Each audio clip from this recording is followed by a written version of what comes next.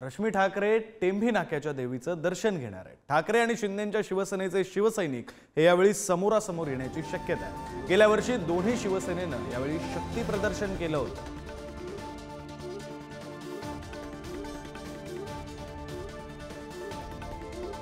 आपले प्रतिनिधी निकेश शार्दूल आपल्यासोबत जोडले गेलेत। निकेश, आज खरं तर रश्मी ठाकरे या दर्शनासाठी येणार आहेत। मागच्या वर्षी नेमकं काय घडलं होतं आणि या वर्षी काय घडू शकतं, काय परिस्थिती?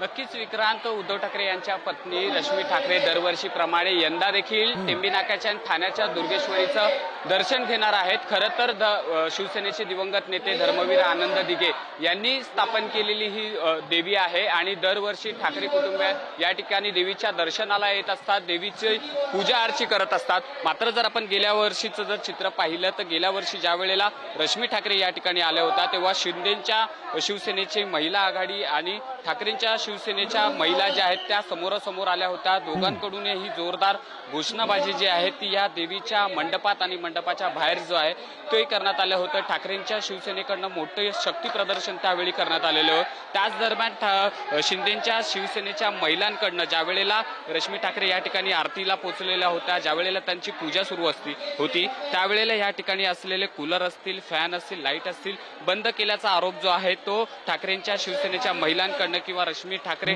यांच्याकडनं केला होता। त्यामुळे ह्या देवीच्या मंडपातलं राजकारण जे आहे ते मोठं तापलं होतं। त्यामुळे यंदा देखील रश्मी ठाकरे या ठिकाणी दर्शनासाठी येणार आहेत। 4 वाजता त्यांच्या ठिकाणी त्यांच्या हस्ते जे आहेत ते महाआरती होणार आहे। त्यामुळे आता नेमकं ह्या वर्षी काय घडतंय पुन्हा ह्या देवीच्या बरं निकेश, त्यामुळे मागच्या वर्षी जसं या देवीच्या मंडपामध्ये राजकारण रंगलं होतं तसं काहीसं राजकारण या वर्षी सुद्धा रंगतं का हे पाहणं महत्त्वाचं असणार आहे। धन्यवाद तुम्ही दिलेल्या सविस्तर माहितीसाठी।